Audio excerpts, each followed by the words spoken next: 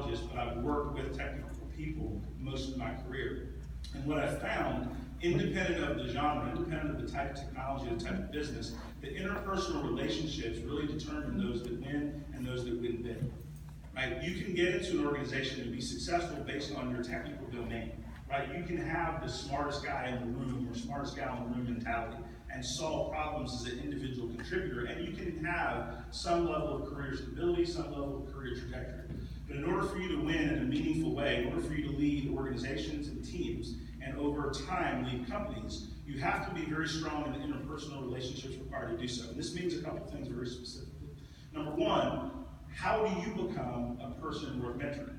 Right? That's from the individual view in terms of get ahead. Right? A lot of times people say, I want to be mentored, I'm looking for a mentor. Right? It's a lot of times you need to think about it in the reverse. What do you need to do and become to be someone that a person in power wants to spend time with? Right? And there's a couple of things that I did early on in my career that I look back and some of them were happy accidents. Like I didn't know to do them in a business context. I just grew up with a father that felt like me cutting the grass before 2-a-days in football was fair. Right? So I would cut the grass at 5 o'clock in the morning and then I got to go play football. Right? So a work ethic was something that was built in. So a lot of times young people today are focused in organizations and they talk about things called work-life balance. But I got to tell you, just as clear as I can be, the CEO of that company doesn't really care about that. That's a marketing tool. What they care about is what is the bottom line in my company this week, this month, this year. So if you start your career focused on work-life balance, you're not speaking the same language as the leader. The language of leadership is performance, productivity, and progress. And so what you want to do as an individual joining any organization is figure out how you can be productive and make progress. You always want to be that type of person that's willing to do that little bit extra, right? But you're not looking for a handout when you're asking for that extra task. Because businesses in general, leaders in particular, are looking for people that they can rise up that are outcome motivated.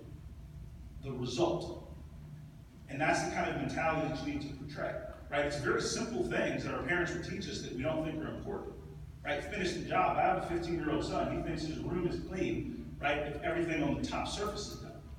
But if you look under the bed, it's a catastrophe, right? And he and I had to have a couple of, communication orientation conversations, right? What is done? What is finished?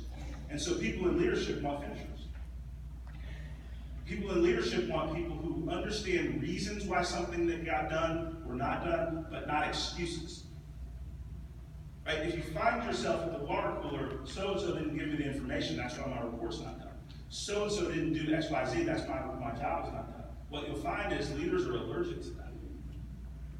We want, expect, but will promote those that bring the results independent of the roadblock or the circumstance. So to me, it's a mentality.